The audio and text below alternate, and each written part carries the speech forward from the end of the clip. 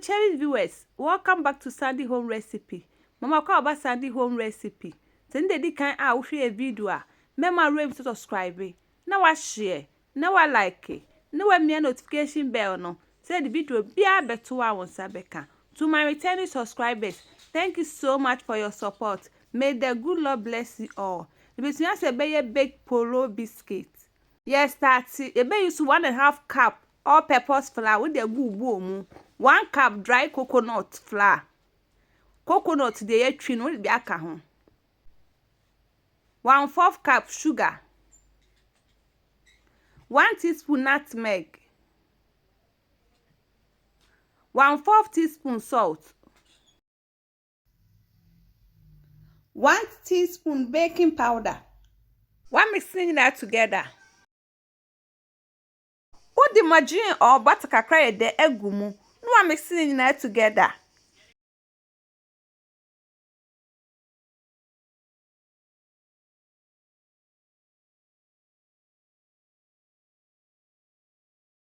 Uwa condensed milk ubetimi kakra de egu mu. Ba woni bia me fa de engum. Ba wo de kanwa eye de pa e man more taste.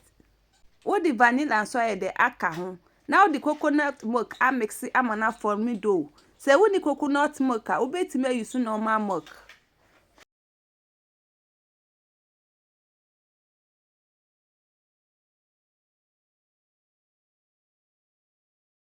One mix amana for me dough awie no. Now the akoto working surface. Na wa roll.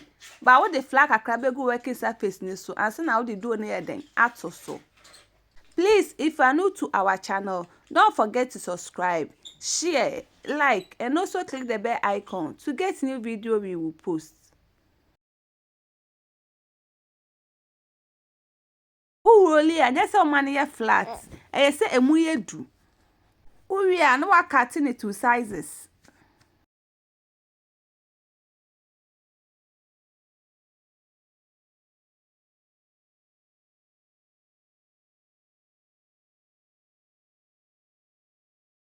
Maybe my trust in the dika I'll share video. Me ma rent to subscribe. No wa share. That wa like. No me notification bell no. Say the video bia beto a won sabeka.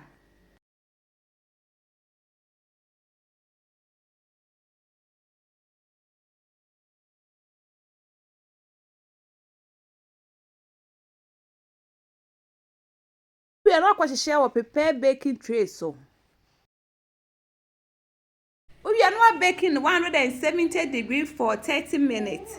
After 30 minutes, no way you feel oven. No one manajo and sana was serve it.